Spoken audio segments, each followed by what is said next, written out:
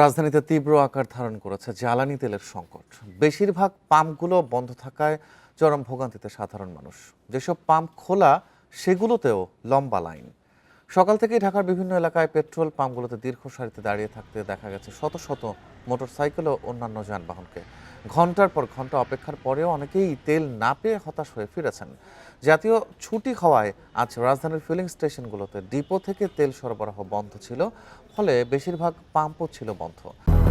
200-র বেশি সার্ভিস ও ফিচারে লেনদেনের সব বিকাশ অ্যাপে সম্ভব।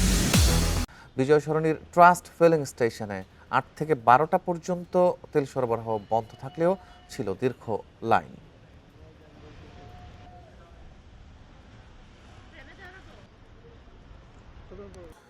জ্বালানি তেলের সংকট নিয়ে আরো জানাতে রাজধানীর বিজয় সরণি থেকে যোগ দিচ্ছেন সহকর্মী মাহিমা হোসেন। মাহিমা, রাজধানীর পেট্রোল পাম্পগুলোতে ডিপো থেকে তেল পাচ্ছে না, এই অভিযোগ বা অজুহাত আমরা শুনছি অনেকদিন ধরেই। তো সরকারের পক্ষ থেকে বলা হচ্ছে তেল পর্যাপ্ত পরিমাণে রয়েছে। আসলে কি তথ্য পেয়েছেন আপনি? কি তথ্য আছে আপনার কাছে?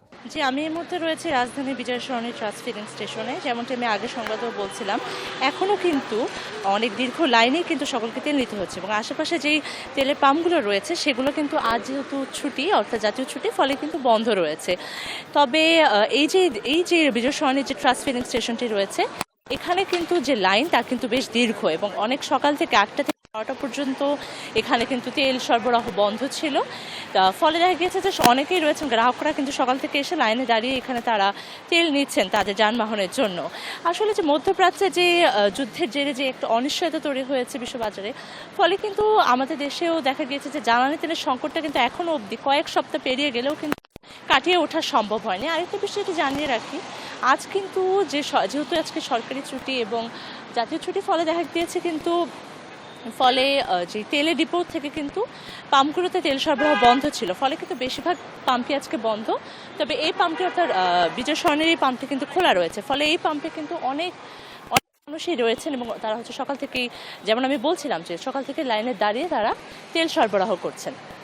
একই সাথে আরেকটি বিষয়টি বলে রাখতে চাই যে, যেমন আপনি বলছেন যে আসলে সরকারের পক্ষ থেকে কিন্তু বারবার বলা হচ্ছে যে পর্যাপ্ত পরিমাণ তেল রয়েছে, তবে যারা গ্রাহক রয়েছেন তাদেরকেও নির্দেশনা দেওয়া হচ্ছে তারা যাতে যতটুকু প্রয়োজন ততটুকু তেলই তারা কেনেন, মজুত রাখেন। কারণ যখন তারা বেশি মজুত করছেন তখনই কিন্তু এই সংকটটি তৈরি হচ্ছে এবং তেলের যে পাম্পগুলো রয়েছে সেখানে অকটেন বা ডিজেলের যে সরবরাহ তা সংকটে পড়ছে। তো এই ছিল আমার কাছে রাজধানী বিজয় সরণি থেকে সর্বশেষ খবরাখবর।